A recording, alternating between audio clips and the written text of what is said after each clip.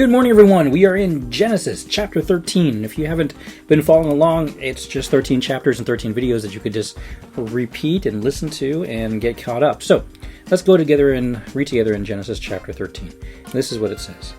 So Abram left Egypt and traveled north into the Negev along with his wife Lot and all that they owned. Abram was very rich in livestock, silver, and gold.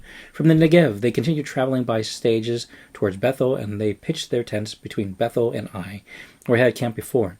This was the same place where Abram had built the altar, and there he worshipped the Lord again. Lot, who was traveling with Abram, he had also become very wealthy, with flocks of sheep and goats, herds of cattle, and many tents. But the land could not support both Abram and Lot with all their flocks and herds living so close together. So disputes broke out between the herdsmen of Abraham and Lot. At that time, the Canaanites and Perizzites were also living in the land. Finally, Abram said to Lot, "Let's not allow this conflict to come between us or our herdsmen. After all, we are close relatives. The whole countryside is open to you. Take your choice of any section of the land you want, and we will separate. If you want the land to the left, then I'll go take the land to the right. If you prefer the land to the right, then I'll go to the left." Lot took a long look at the fertile plains of the Jordan Valley and the direction of Zoar. And the whole area was well watered everywhere, like the garden of the Lord or the beautiful land of Egypt. This was before the Lord destroyed Sodom and Gomorrah.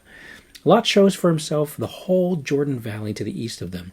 He went there with his flocks and servants and parted company with his uncle Abram.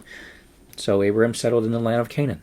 And Lot moved his tents to a place near Sodom and settled among the cities of the plain. But the people of this area were extremely wicked and constantly sinned against the Lord. After Lot had gone, the Lord said to Abram, "Look, as far as you can see in every direction, north and south, east and west, I'm giving you all this land as far as you can see, to you and your descendants, as a permanent possession.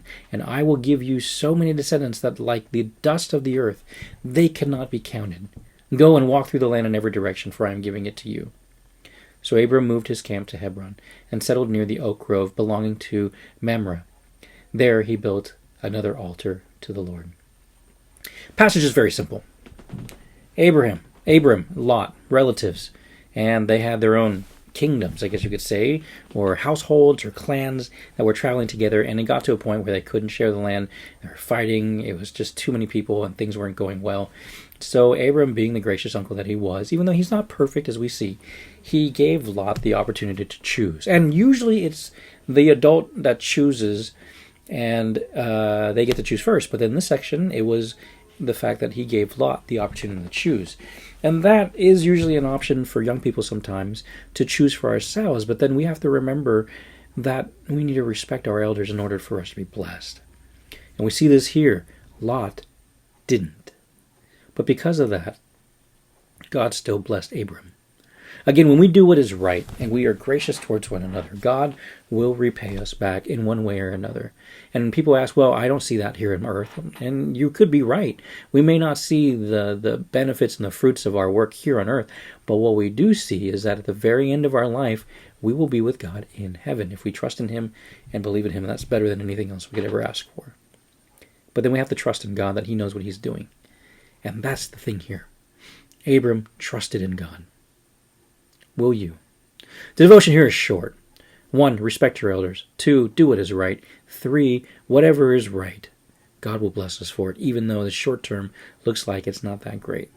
And God promised Abraham his descendants will be like the dust. And it's interesting that he used dust, because desert, dust, it's a lot. It gets everywhere. Can't count it. And that's what he promised Abraham. That's a big promise. So my friends, go through. Analyze your life. Am I doing what's right, or am I doing what's convenient? Sometimes what's convenient can kill. We'll see that in the next chapter. Take care. We'll see you later. Bye-bye.